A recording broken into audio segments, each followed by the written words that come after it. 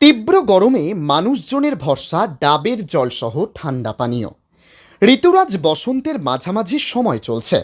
প্রকৃতির নিয়মে এখন মৃদু বাতাস বওয়ার সময়, আর সেই সঙ্গে কালবৈশাখীর দাপট দেখা যাওয়ার কথা। এটা এই সময়ের বৈশিষ্ট্য।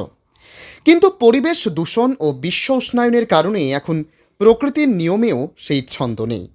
ভারতের ছোট্ট পার্বত্য ত্রিপুরার রাজধানী আগরতলা শহরের তাপমাত্রা এই মরশুমে ইতিমধ্যেই 36 ডিগ্রি সেলসিয়াসে পৌঁছে গিয়েছে। এখনও সেইভাবে আগরতলা শহরে বৃষ্টির দেখা নেই, যদিও ত্রিপুরার অন্যান্য জায়গার ওপর দিয়ে কালবৈশাখী ঝড় বয়ে গিয়েছে। গরমের দাপট বেশি হলেও দৈনন্দিন কাজের জন্য সাধারণ মানুষজনদের বাড়ির বাইরে বের হতে হচ্ছে। এ অবস্থায় তীব্র গরম ও রৌদ্রের প্রখর তাপ থেকে বাঁচতে ছাতা, ডাবের জল, নানা সোডা পানি ও আখের রসের ওপর ভরসা করছেন আগরতলা শহরের পথ চলতি মানুষজন।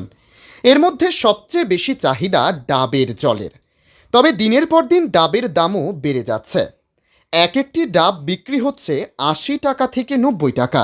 তাই শরীরের কথা চিন্তা করে বেশি দাম দিয়েই ডাব খেতে হচ্ছে মানুষজনদের। মানুষের ভরসা একমাত্র সেই যে প্রকৃতির ডাবের জল। কি বলবেন এই বিষয়ে?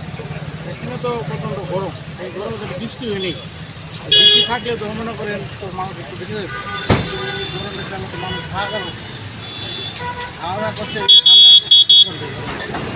ঠান্ডা তো কোনো ইচ্ছা নেই। এর জন্য ঠান্ডা থেকে একটু ঠান্ডা একটু বাঁচে, সেই জন্য ডাবের জল সবাই একটু খাচ্ছে।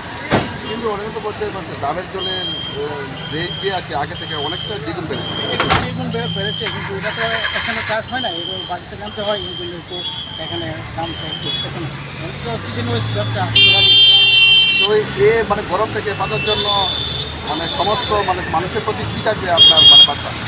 মানুষের কাছে বার্তা, সবাই একটু গরমটা একটু মেনটেন করে চলবেন, সবাই ঘরের মধ্যে থাকবেন, রোদে বের হবেন না, আর একটু ঠান্ডা কিছু খাবেন, ঠান্ডা জল টল একটু খাবেন না, একটু খেলে তারপরে একটু বেশি জ্বর হতে পারে। এই একটু ডাব খাবেন বা অন্য একটু ফল খাবেন। আপনার নাম?